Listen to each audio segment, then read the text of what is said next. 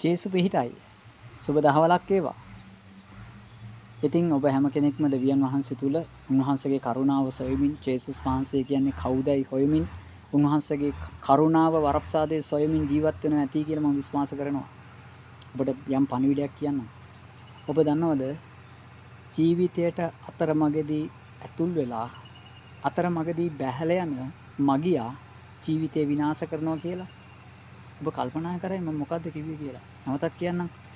ඔබේ ජීවිතයට අතරමඟදී ගොඩ වෙලා තවත් ඉදිරියේදී බැහැලා යන කෙනා ඔබේ ජීවිතය විනාශ කරනවා.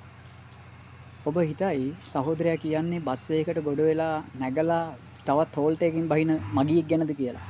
එහෙම නැත්නම් එහෙම නැත්නම් ත්‍රී වීල් රථයකට ගොඩ වෙලා කෙටි ගමනක් ගිහිල්ලා එතනින් බැහැලා යන මගියෙක් ගැන කියලා ඔබ කල්පනා කරයි. ඔබ ඒ ආකාරයෙන් හිතන්න. ඔබට තේරෙයි මං කියන්න යන කාරණා මොකද්ද කියලා.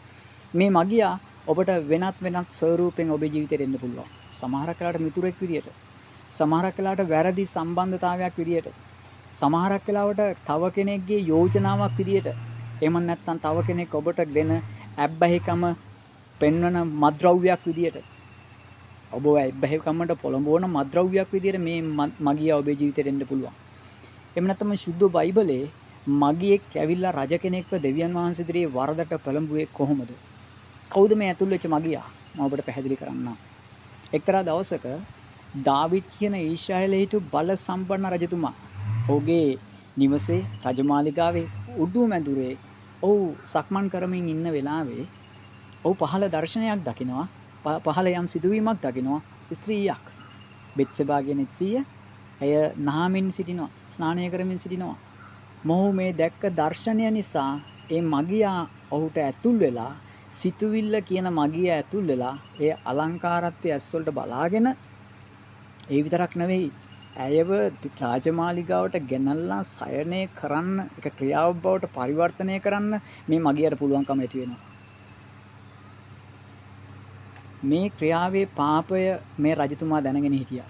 මේ පාපය වසාලන්න ඔබ දන්නවද මේ රජතුමා ගත්ත ක්‍රියාමාර්ගය මොකද්ද කියලා? මේ වෙනකොට ඔහුගේ ස්වාම්පුරුෂයා වුණු උරියා යුද පෙරමුණේ හිටියේ. උරියාව නැවත රාජමාලිගාවට ගෙන්වගෙන රජතුමා නැවත මේ උරියාව නිවස කරා පිටත් කරන්න හැදුවා. වරද ඔහුගේ ඇඟේ ගහන්න. ඔබ දන්නවද උරියා දාවිත් රජතුමාටත් යුද සෙන්පතියන්ටත් යුද්ධේ හිටපු අයටත් විශ්වාසවන්ත මිනිසෙක් වුණා. ඒ නිසා ඔහුට නිවසට යන්න පුළුවන් සමාදානයක් තිබුණේ නැහැ. ඔහු නිවසට ගියේ නැහැ. ඔබ දන්නවද? මේ නිසා මේ රජතුමා උරියාගේ අතේ යම් ලිපියක් යවනවා යුද පෙරමුණේ ඉන්න අයට මේ උරියා කියන මිනිස්යාව යුද පෙරමුණේ තබන පිණිස. ඔබ දන්නවද?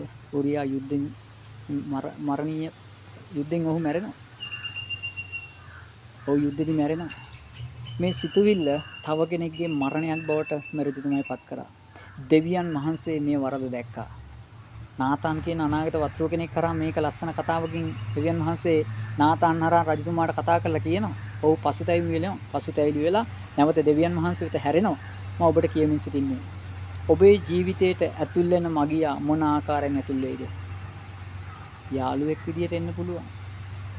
වැරදි සම්බන්ධතාවයක් විදියට ඔබේ ජීවිතයට එන්න පුළුවන්. එහෙම නැත්නම් ඔබේ ජීවිතේට රජතුමාට ඇතුළුණු සිතුවිල්ල නැමැති මගියා ඔබේ ජීවිතයට ඇතුල් වෙන්න පුළුවන්. ඔබ දන්නවා ඔබ මේ TikTok අන්තර්ජාලය සහ Facebook මේ තියෙන Google අන්තර්ජාලය සැරිසලනකොට ඔබේ සිතුවිලි කොහෙටද යන්නේ? ඔබේ ජීවිතයේ සිතුවිලි වලින් ඔබ කොහෙටද දුවන්නේ? ඔබ දන්නවද මේ සිතුවිලි නිසා දැනට පෞල් ජීවිත කීයක් විනාශ වෙලා තියෙනවද? ඒ මගියා නොඑක් විදියට ඇතුල් වෙලා ලංකාවේ සහ ලෝකේ ගොඩාක් පෞල් ජීවිත විනාශ කරලා තියෙනවා. භාර්යාවන්ට ස්වාමිපුරුෂයාට භාර්යාව නැති කරලා ඒ විතරක් නෙවෙයි දරුවන්ට දෙමව්පියෝ අහිමි කරලා තියෙනවා. කවුද? මගියා. මගේ ආදරණීය සහෝදරයා සහෝදරිය මොහොතක් කල්පනා කරන්න. දුවේ පුතේ මොහොතක් කල්පනා කරන්න. දෙමව්පියනි මොහොතක් කල්පනා කරන්න. ඔබේ ජීවිතේට මේ මගියා ඇතුල් වෙලා නැද්ද? දැන්ටමත් ඔබේ ජීවිතේ මොන විනාශයකට අරන් ගිහිල්ලාද කියලා ඔබ පොඩ්ඩක් හිතන්න. ඔබ ඉන්නේ කොතනද?